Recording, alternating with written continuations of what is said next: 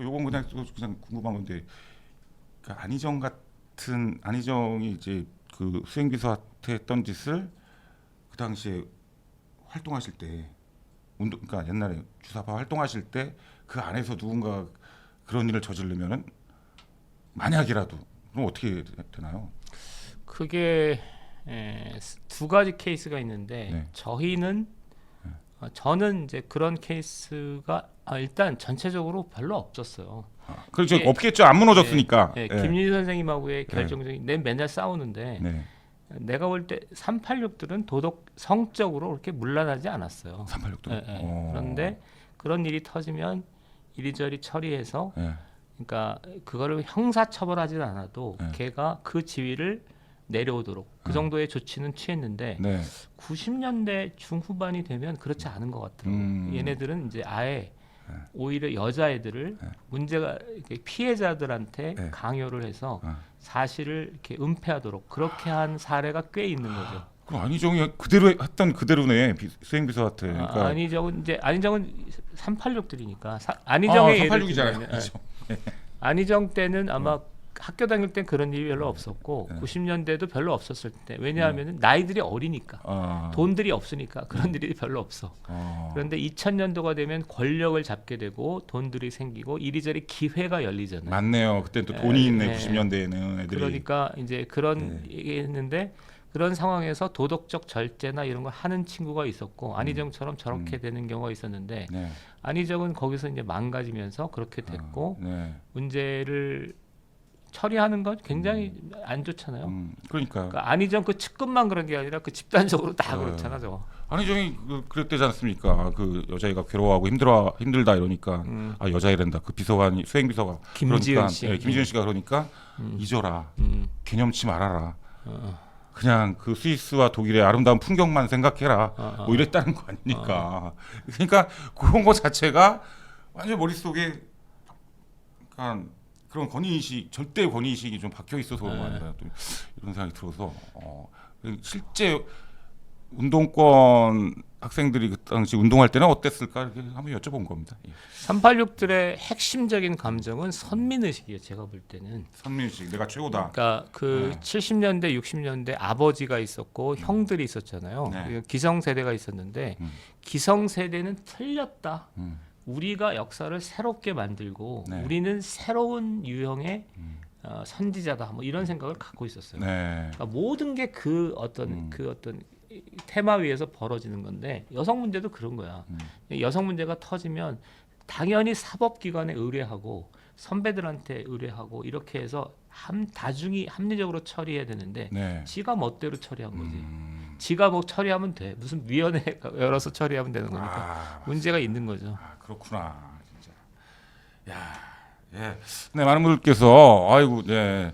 서영교는 어떠냐고 이렇게 물어보고 서영교? 예. 서영교가 이대 학생회장 출신이었다고 하더라고요. 이대 83학번이고 학생회장 출신. 83학번이 완전 찐 운동권이었겠네요. 서영교도. 근데 이대는 좀 여기서부터 역시 좀 약간 학교 얘기를 하면 그러니까 86년도 총학생회장인데 네. 86년도에는 서울대 연고대랑 이대 차이가 커요. 그러니까 그러니까 이대는 지금의 이대가 아니라 약간 중류 학생. 그래요. 그 당시 80년대 초반에는 네, 쩔입니다. 그랬어요. 이대가. 네, 지금 이대 이대가 아니구나. 86년 총학생회장이 무슨 뭐 얼굴 내놓고 댕기기 어렵죠. 예. 예. 근데 그분 근데 남편이 훨씬 셉니다. 그러니까 남편. 남편이 서울대 83학번이고 네. 서울대 공대 학생회장이었어요. 학교 다닐 때는 많이 봤습니다. 어찌됐건 서영교랑 대표님이랑 비슷한 세대였을 거 아닙니까? 그렇습니다. 전 몰랐죠. 그때는 몰랐고. 워낙 급이 낮으니까. 급이 낮으니까. 제가 얘기할 기회도 없죠. 세상 진짜 대표님이 정말 어마어마한 고위층이랑 함께 제가 하고 있는 거네요. 웬만한 사람은 다 쩔이야. 거의 비슷한 급이. 안희정은 어떻습니까? 안희정은 그 당시에는 저보다 위죠. 반미 청년회니까. 그렇구나. 좀 위협. 그럼 안희정이 대단했던. 제가 쩌리쩌리 하는 거는 약간 좀 서영교나 정청래가 무례하고 부도덕한 행위를 하니까 쩌리쩌리하는 겁니다. 네, 그렇습니다. 그렇지 서영교도 않고 마찬가지지 저는 않습니까? 그 당시에 어떤 역할을 했든지 간에 그 학생 운동을 했던 사람들을 존중합니다. 네. 그거를 기본으로 네, 깔겠습니다. 존중을 하는데 그럼 서영교조차도 지금 사상이 무너졌다라는 거 아니겠어요? 서영교는 아예 사상이 없어. 제가 볼 때 없어요? 서영교가 그러니까 지금 아니 주체 사상도 아무나 하는 게 아닙니다. 이게 좀 급이 돼야 죄송합니다. 주체 사상 얘기하는 거고. 자존심이 많이 상하시겠어요, 이렇게. 서영교? 그러니까 쭉 이제까지 상하셨겠어요, 이렇게 뭐 이런 사람들 막 이렇게 나오는 거 보면은. 아니 서영교가 무슨 사상 얘기하는데 네. 무슨 이대 총학생회장이 무슨 사상을 얘기하냐. 그냥 너는 그냥 열심히 잘 살고 단독 대투쟁이나 열심히 해 이런 거지. 그렇습니다. 왜냐면 서영교 같은 경우도 이대 총학하고 나름대로 자기 뭐 운동을 했다고 하는데 결국에는 무슨 뭐 보좌관 뽑는데 자기 친인척들 갖다 쓰고. 그것 때문에 난 네. 쪽팔려. 아니 월급 떼어가고. 국회의원 월급이 얼만데 그딴 짓을 하냐. 정말 쪽팔려. 그러니까 야 이러고 보면 참 이렇게 사상이 없거나 무너진 사람들이 다 대부분 이렇게 하고 있는 거구나 이런 생각이 좀 드네요, 진짜로. 예. 그러니까 그 어떤 고위직을 뽑을 때 좀 검열할 필요가 있어요. 검열할 필요는 이게 저기가 그렇게 있잖아요. 자기 검열 좋아하는 사람들이 왜 이렇게 검열을 안 한대요? 그것도 그렇더라고. 예, 서민의 패키님 감사드립니다. 네, 슈퍼챗을 또 주셔가지고. 예. 서민내 패키. 네. 어우, 컨텐츠 왕 민경호님. 3만 원 웬만해서 안 쏘시거든요. 예, 교수님이 예, 주로 예. 2만 원에 끊는데 그래? 3만 원 대단하신 겁니다. 그 액수까지 얘기해야 돼요. 꼭. 저는 해도 돼요. 저 한낱 개그맨. 임정석 해보여 봅시다. 임정석이 작사한 노래가 있죠. 네. 깃발을 들자 이런 거죠. 근데 본인 작사를 했어요? 작사까지 했기 때문에 예. 저건 빼도 박지 못하는데 예. 그렇다 치고 나중에 임종석도 이번에 출마 선언했더라고요, 보니까. 어디로 출마해요? 어디랑 붙는다고 그랬지? 예, 아시는 분 좀 채팅을 좀 써주세요. 누가 임정석 그 출마하면 거기에 출마하라고 그런 네. 얘기를 하길래 누구랑 붙는다고 제가 했는데 출마할 용의가 있는데 예. 임정석 떨어뜨려야죠. 임종석이랑 대표님이랑 붙으면 대박 나겠는데요, 진짜. 북한의 애제자와 북한의 애제자는 민경우고 임정석은 북한이 뭐 전대협 한청년 운동을 상징했던 인물이죠. 종로로 임정석이죠. 간다고, 종로에서. 종로. 네. 오호. 괜찮으시겠어요? 저는 괜찮습니다. 어차피 떨어지려고 나가는. 아닙니다.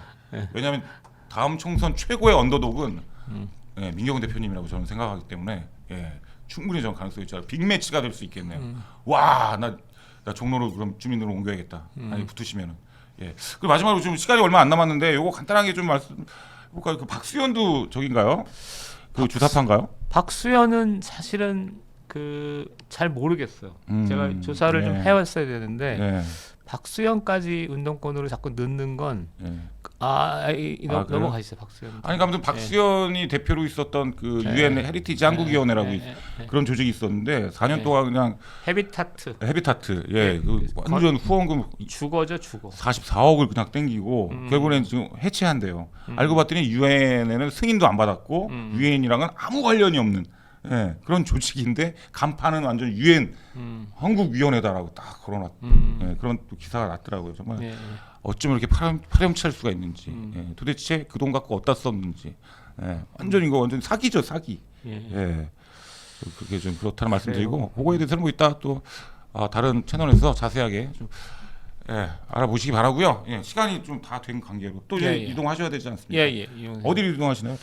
저는 플레센터 앞에서 1인 시위를 합니다. 그렇습니다. 1인 시위 내용은 최근에 이게 잠깐만 한 5분만 얘기하면 좋겠는데 외교안보 정세가 좀 심각해지고 있어요. 하나는 러시아 우크라이나 전쟁에서 러시아가 궁지에 몰리니까 두 가지를 하는데 하나는 전략 핵 미국과의 전략 핵 무기 협상을 파기한다거나 우크라이나에 장거리 미사일을 쏜다거나 이렇게 새로운 국면으로 몰아가는 게 하나 있고 두 번째는 북한의 포탄을 이제 수입하는 게 있잖아요. 근데 이게 연쇄적으로 무슨 문제를 일으키냐면 북한이 정찰위성이 매우 중요하잖아요.